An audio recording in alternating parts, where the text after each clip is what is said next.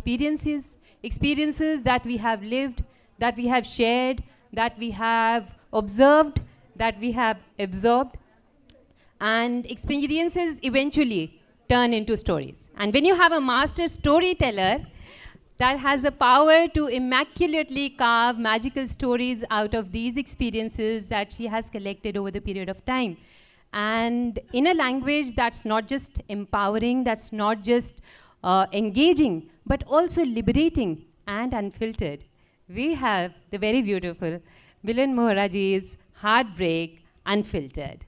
Thank you Many so much. congratulations, ma'am, and welcome to the City Beautiful. Congratulations on this book and on the amazing reviews it has been receiving, and rightly so. So that's Thank you so much. the beautiful book. Ma'am, let's begin by decoding the word heartbreak, like from our conversation also earlier. We usually limit this word to our romantic, relationships. But as we engage with your book, we realize that the concept is much layered. It has several layers to it. So could you decode the word for us with respect to the book and otherwise as well? Thank you so much. When I started writing, am I audible right till the end? Yeah, great. So when I started writing the book, yes? ये mic थोड़ा बढ़ा दे volume इसको बढ़ा दिया ये full पर है no I don't think that's anyway so when I started writing this book initially I thought I would focus only on romantic heartbreak because the spectrum of heartbreak is huge, right? I mean, losing a child, we have people out at war, losing a limb, losing a beloved pet, all of it is heartbreaking, right? You have no other words for it other than you really feel literally as if your emotional heart is coming to pieces. After I wrote the book, I realized that it can actually be related to so many experiences, such as losing a friend, right? I think especially I hear a lot of women talk about feminine friendships, and when one is attached to somebody for a long time, and mystically, suddenly something goes wrong. You have no answers. It's very similar to a romantic heartbreak, where you are left with a lot of questions and a sense of bewilderment, like what happened? Like, why did I not see this coming? What could I have done differently? If I had known, would I have been able to change things?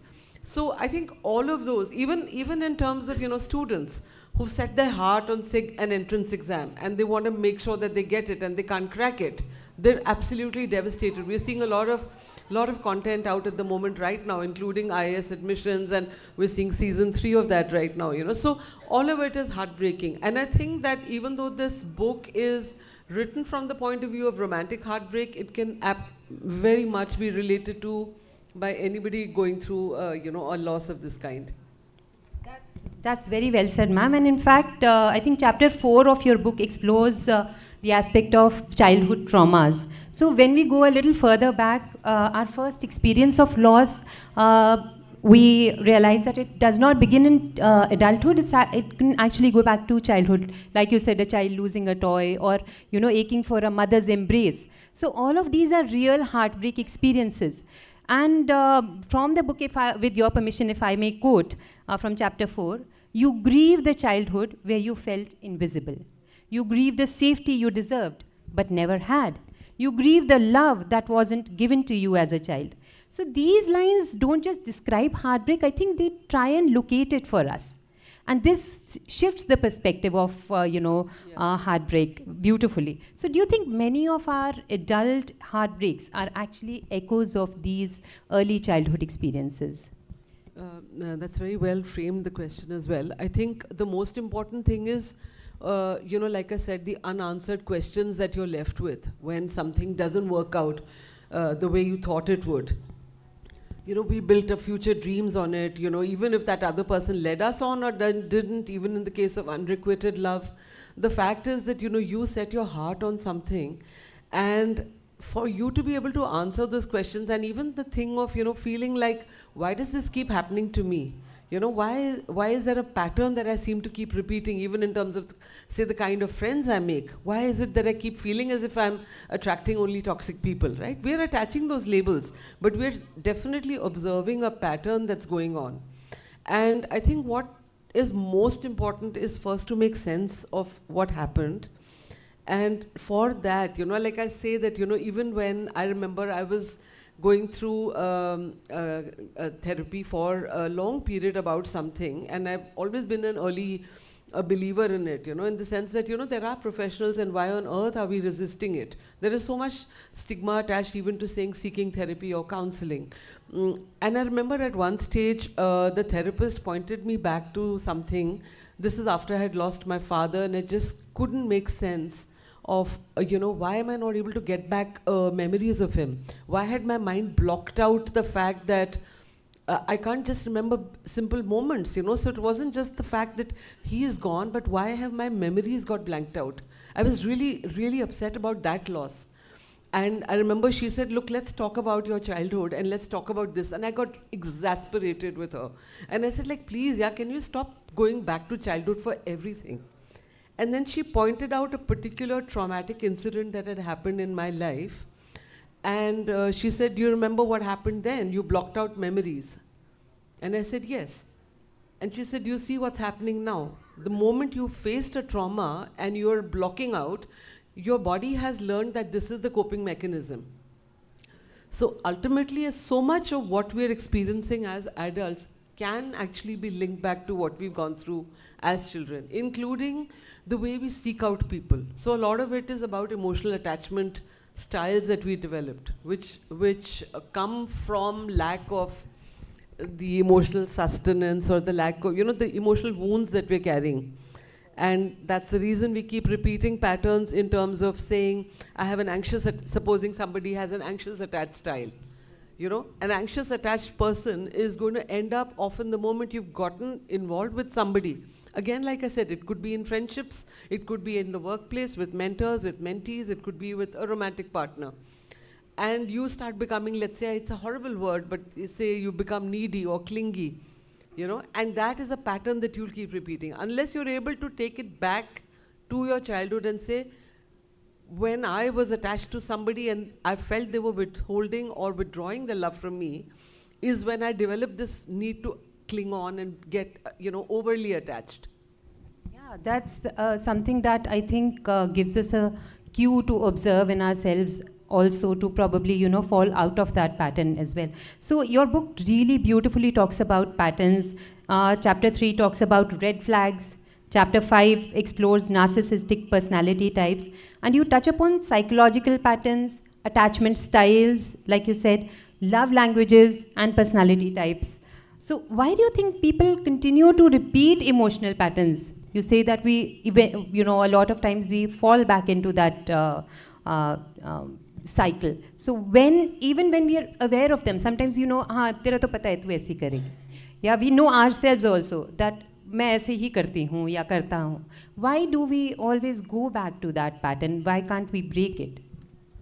Because until we recognize it, we don't know, right? So there is this whole thing called a push-pull dynamic, right? And we're always going back and forth in that push-pull dynamic. We're literally, like, people have even told me at certain times, saying that, you know, you seem to want that drama in your life, or you want to, you know, invite that sense of, you know, grief and that sense of loss. तुम खुश होने में खुश नहीं हो.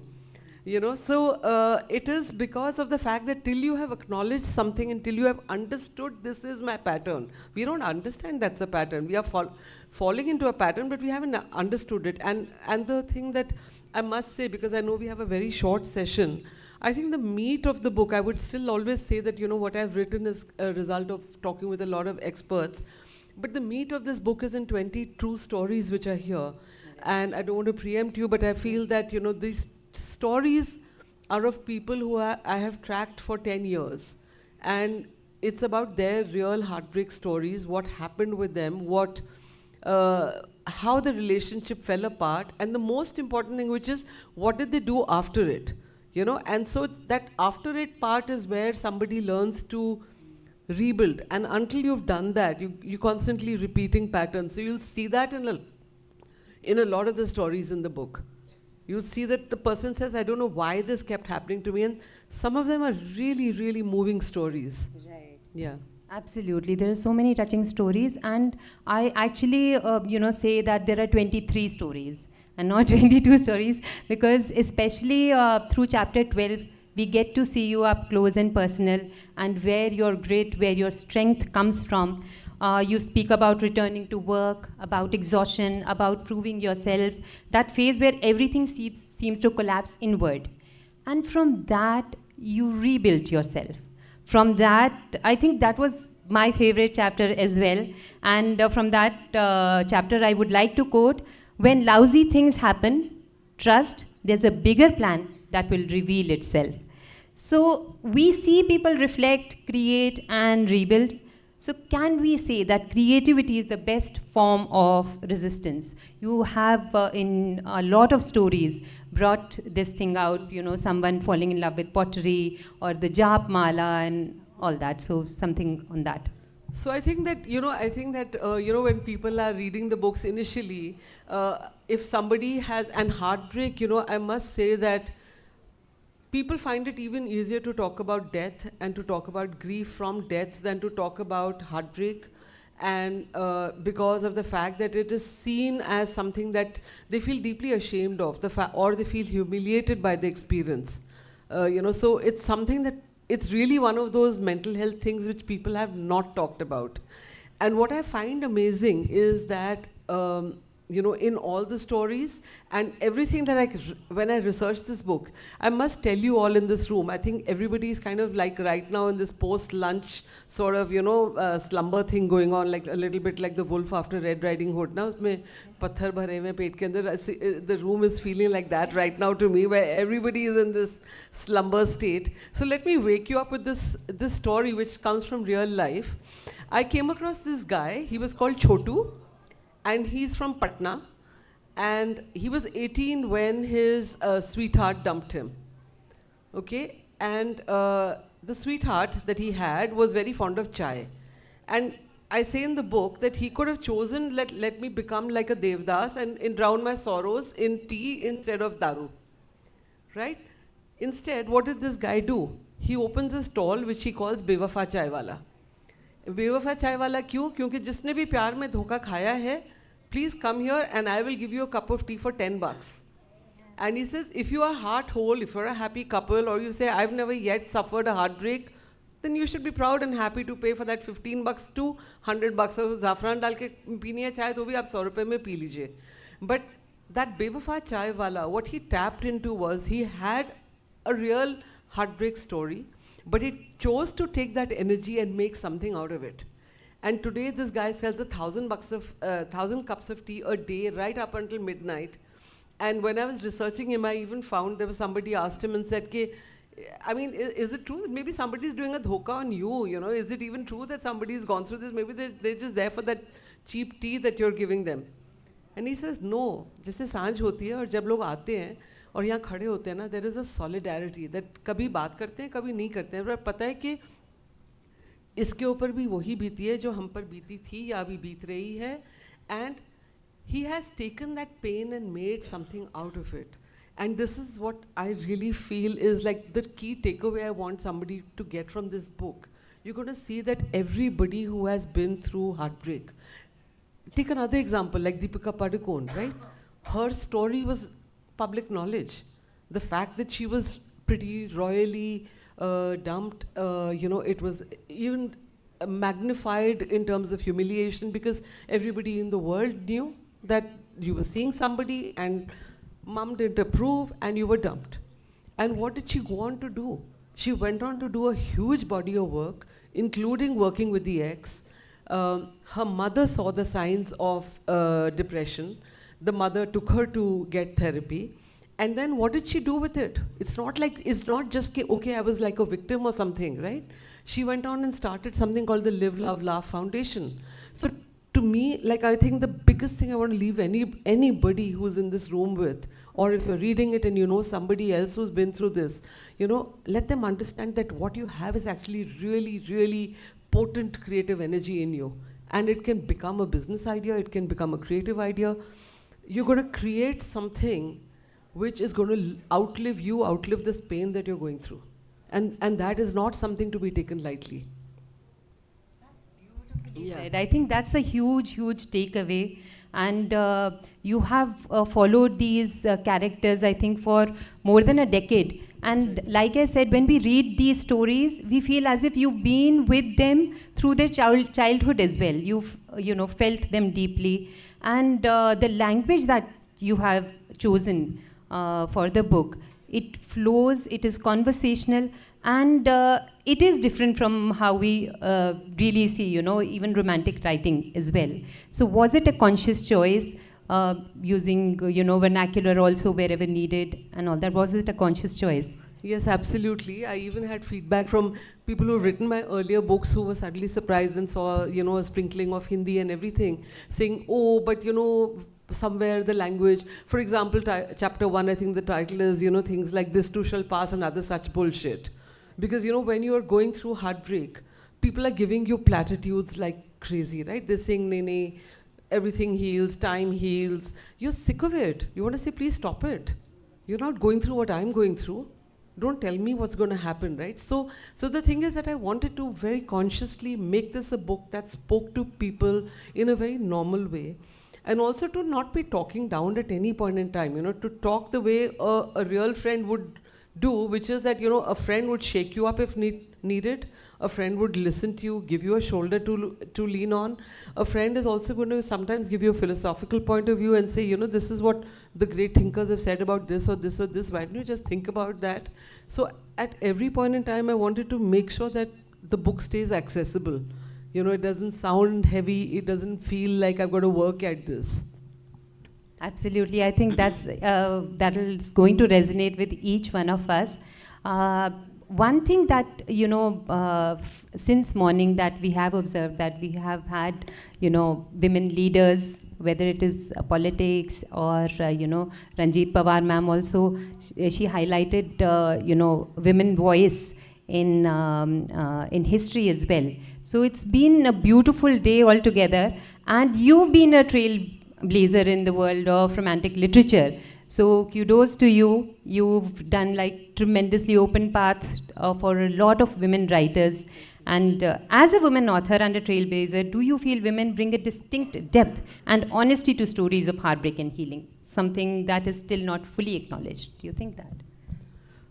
I wouldn't even say that. No, I wouldn't, because one of the myths that I felt was happening was that I remember I was, when the book just came out a couple of months ago, and I was about to go on to the stage at Bangalore Literature Festival, and we were in the author lounge, and another author, as all of us were often bound to ask each other, so what's your book about?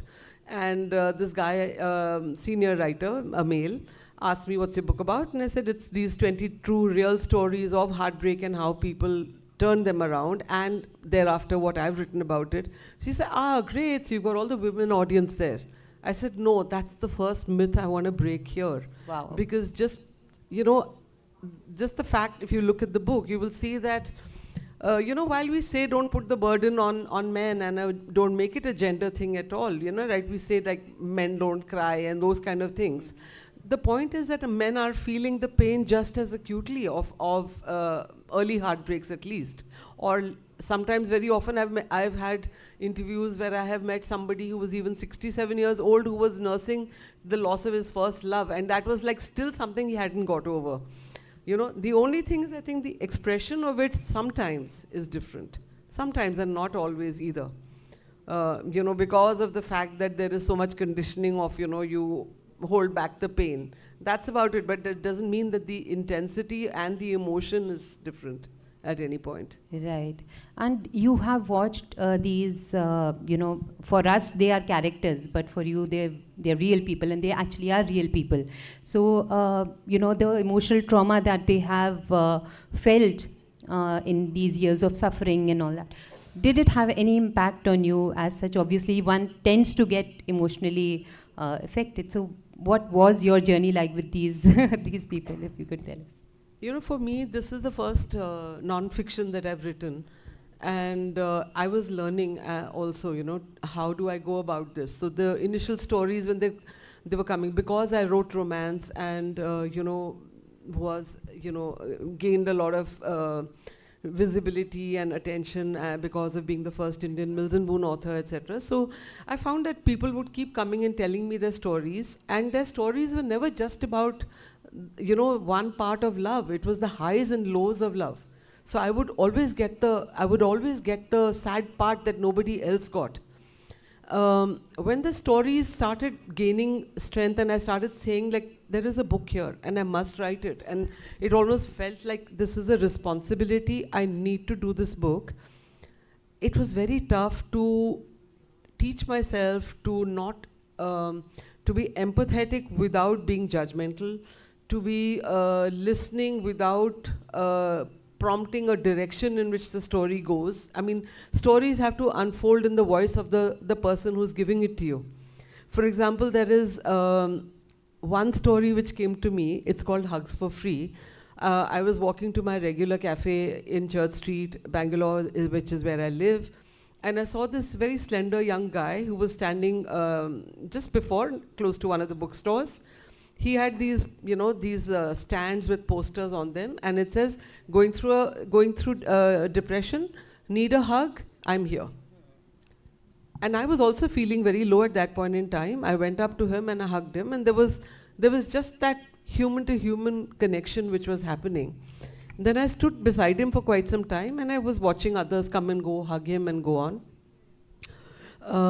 Then later, when it was, you know, when there was nobody around, I asked him what got him here. And I said, I'm working on this book, could we chat? So we set up a date and a time and so on, and I said, we'll meet at that cafe. That particular day, it was pouring. I made sure I got to the cafe in time. And I didn't know if this person will show up or not. We'd exchanged numbers, he'd said, I'll come. Through that pouring rain, this guy came with his umbrella. We sat down there.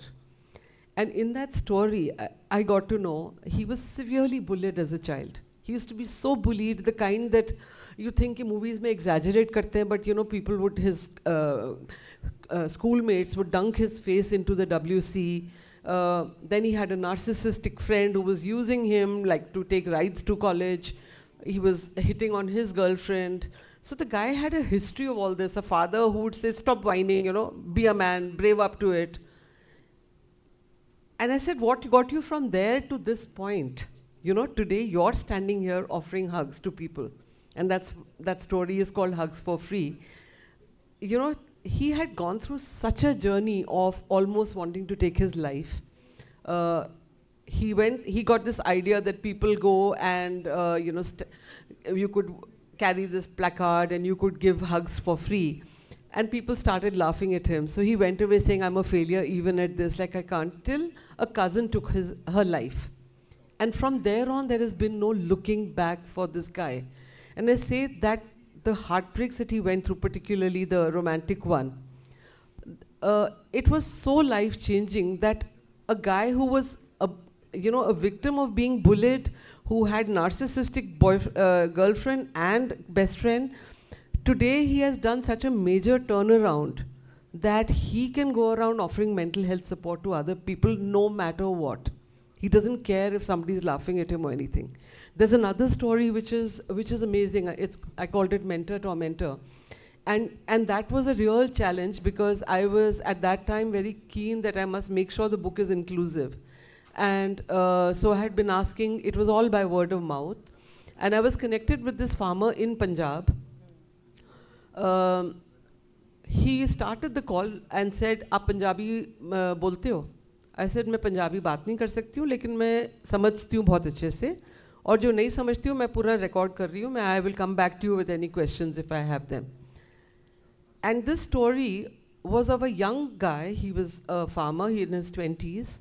He had gone to a mela to pick up seeds. He had just a while back lost his father. And then there was an elderly man of about 55 who was at the same Mela at the seed stall, who took his number, started chatting with him. उनको खूब बड़ा चढ़ा के बात कर रहे थे कि देखो इसको, मेरे तो बच्चे हैं, टोरंटो चले गए, क्या है उसमें, फार्मिंग में फ्यूचर है. And when this man started talking, I gathered that he at that time hadn't even, at that point in time, hadn't understood what his sexual orientation was. As the relationship developed with this elderly man, it became a close relationship. It developed into a full-on affair. It wasn't just like somebody. At one stage, like I said, your question was, how was I responding? How was I changing? And I realized that he started breaking down. Every time we would speak, he was breaking down. I needed to make sure that I gave him the spaces he needed to tell his story at his pace. And also in the telling of each story, I had to make sure that I got the individual voices of each character. Like a guy who is this farmer, today he's gone on to become a sarpanch. I mean, all the identities and all the stories are changed and every detail is anonymized. But I need to make sure his voice is very different from that boy in Mysore. Or let's say from one of the stories, which is a young girl who went to all the Ivy League colleges. She was at Brown. She has this very breezy, racy way of talking, and her story is about how she was in a relationship and bored with the distance relationship. So she ended up kissing a guy at a pub, and she knew that this is going to go this way. So everybody's tone of voice is very different. And when I'm listening to the stories as the author, I also need to make sure that nothing changes the purity of that story from my end. Yeah, and I think the first time that we spoke and you said, Anu, आप क्या करते हो? मैंने कहा ma'am मैं poet हूँ. अच्छा फिर पोएट हो, क्या करते हो? मतलब कैसे? तो मैंने कहा कि जैसे हार टूटकर गिरकर उठकर चलते रहना पड़ता है. हार टूटकर गिरकर उठकर चलते रहना पड़ता है. धारा के विपरीत भी डटकर बहते रहना पड़ता है. और जिनको लगता है ये जीवन खुद रोशन हो जाता है, उनसे कह दो दीपक बनकर जलते रहना पड़ता है. And then you said, this is what my book is all about. I know this is what the stories are, how people have rebuilt themselves from fragments that they were left to tend to. So thank you so much for your insight into the book, and I'm sure each one of us can rebuild our psychological journey, understand ourselves better, and also rebuild ourselves through the fragments that life has left with. और मुझे लगता है कि I hope कि none of us go through heartbreaks in our lives. और अगर हो भी कभी तो हम इतना स्टाइल से फिर वो गाना गा सके कि दिल के टुकड़े टुकड़े करके मुस्कुरा के चल दिए जाते जाते ये तो बता जा अपने लिए. बहुत बहुत आभार सबका for listening to us so nicely. Thank you. Any questions? Any questions if the audience, from the audience members, any questions? Do we have any questions? Can we get a mic to somebody as he... Yeah? अगर questions नहीं पूछ रहे हैं तो book ज़रूर जाके ले लीजिए. जैसे मैं एक बात बोल देती हूँ कि अपने हार्ट ब्रेक का नहीं बोलना, आप बोल सकते हैं कि मेरे फ्रेंड पर ऐसा कुछ बीत रहा है करके आप क्वेश्चन फ्रेम कर सकते हैं. And books are available outside if anybody would like to pick them up. That'd be great. Thank you. Thank you so much. Thank you, Milan ma'am, for this beautiful take on heartbreak. Before moving ahead, I'd like to acknowledge our online viewers. Thank you for joining us. तो आइए आगे बढ़ते हैं प्रेम गीत और कहानियों की ओर गीत चतुर्वेदी और शाहिदा बानो के साथ. प्यार को किसी एक भाषा की ज़रूरत नहीं होती. प्रेम हो, इश्क हो या मोहब्बत, एहसास वही रहता है, पुराना भी आज का भी. और शायद इसी एहसास को अपने शब्दों में सबसे खूबसूरती से पिरो